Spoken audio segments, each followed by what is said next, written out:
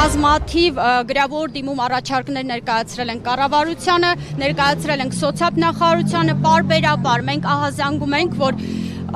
տեղահանվածները մեծ խնդրի առջև են կանգնելու եւ նույնիսկ ինչպես դուք նշեցիք այն երկամսյա աջակցությունը որ ավելացվել էր որ պետք է 2 ամիս լրացուցիչ տրամադրվեր այսպես ասած բոլորին որը նույնպես բոլորին չէր այլ աղմուկից հետո ընտրվում որպես աղմուկից հետո որպես ընդառաջ քայլ որ եւ դրան զուգահեռ պետք է տեղահանվածի վիճակը բարելավեր բայց մենք տեսնում ենք որ տեղահանվածների վիճակը ոչ մի բանով չի բարելավել հակառակը Վերջին երկամսյա աջակցության վերջին 40,000-ը ընդհանրապես առ այսօր չկա։ Այսինքն մայիս ամսվա դիմաց բյուջեի վերաբաշխման խնդիր կա, ոնց հասկացա ուշացումը իրենք էլ են ընդունում։ Իրենք ընդունում են, բայց ես կոնկրետ չեմ ընդունում, եթե այդ որոշումը կայացվել է ապրիլի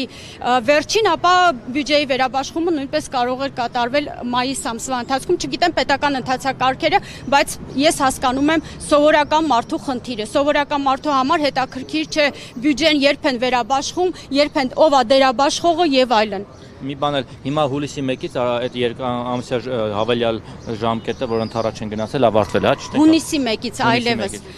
մինչև մայիս էր երկարացվել, հունիսի 1-ից այլևս չկա, դրան զուգահեռ վերադառնում են իրենց նախորդ վերջին որոշման պայմաններին։ Այո, ապրիլից որ պետք է գործարկվեր հրատապ աջակցության լրացուցիչ ծրագիր, սակայն ցավոք սրտի այդ հրատապ աջակցության ծրագիրը նույնպես ոչ մի էական տեղաշարժ չի ունենալու տեղահանվածների կյանքում, որովհետև այն կոնկրետ նախատեսված է 3000 ընտանիքի համար։ Սակայն ես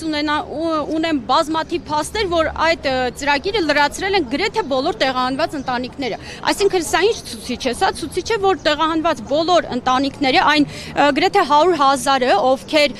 դեկտեմբերից հետո շարունակում են ստանալ այդ 40,000-ները, 50 հետո 40,000-ները, բոլորը իրենց համարում են ծրագրի շահառու։ Եվ ես իրենց հետ համամիտ եմ, որովհետև եթե մարդկանց բնակարանային խնդիրը, որը առաջնային խնդիր է ապրելու համար, ամենակարևոր խնդիրն է, եթե այդ խնդիրը չի լուծվել, ապա պետք է այդ կարճաժամկետ ծրագիրը, որը իրականացվում է, շարունակվի այնքան ժամանակ։ 40+10։ Մեկ շնչով, տեսեք, 40+10 տրամադրվում էր մինչև նախորդ տարվա դեկտեմբեր, որից հետո 50,000 դրամ 3 ամսյա ժամկետով մինչև մարտ այն անձանց համար, ովքեր Հայաստանի Հանրապետությունում չունեին սեփականություն, որ մինչ այդ ստանում էին 10,000-ական դրամ, այլևս 10,000-ականի բաղադրիչը վերացվեց, եւ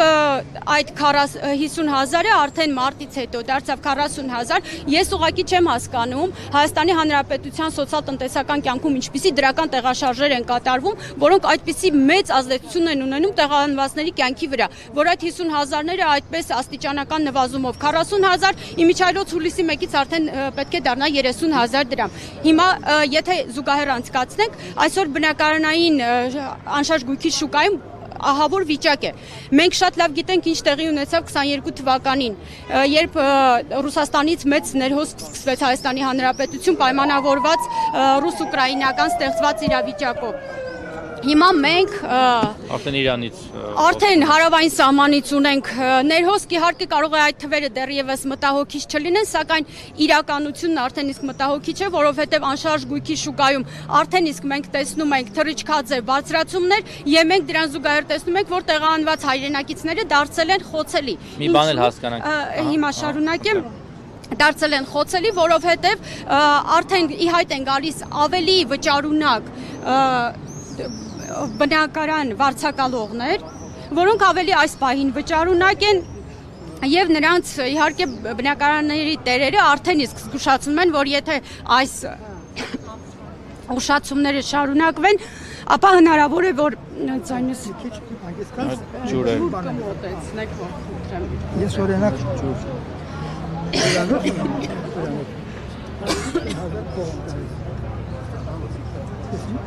Ես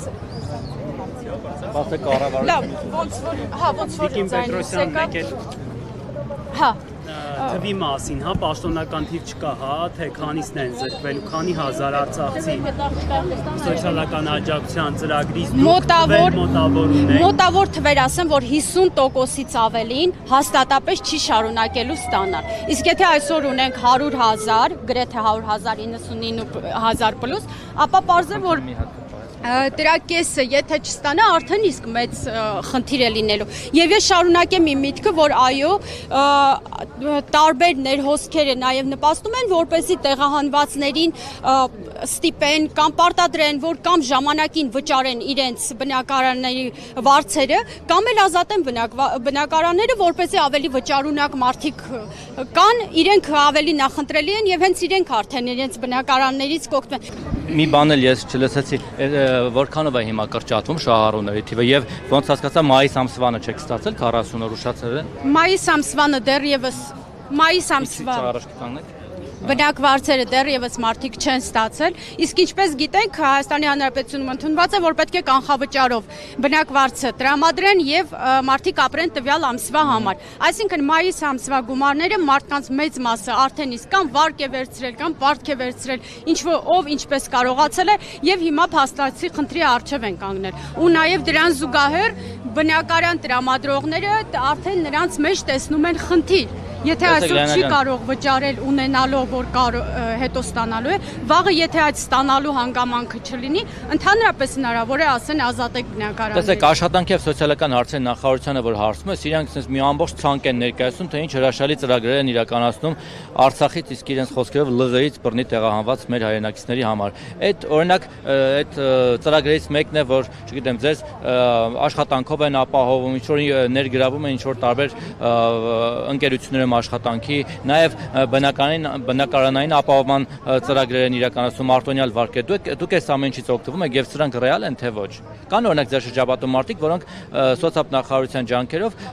օգտվել են ծրագրից, դարձել են ինչ որ աշխատանքի տեր, միտեղ աշխատանքի են տեղավորվել։ Բնականաբար ոչ ոք չի կարող ժխտել, որ ծրագրեր իրականացվում են, սակայն դրանք որքանով են թիրախային, դրանք որքանով են ընդգրկում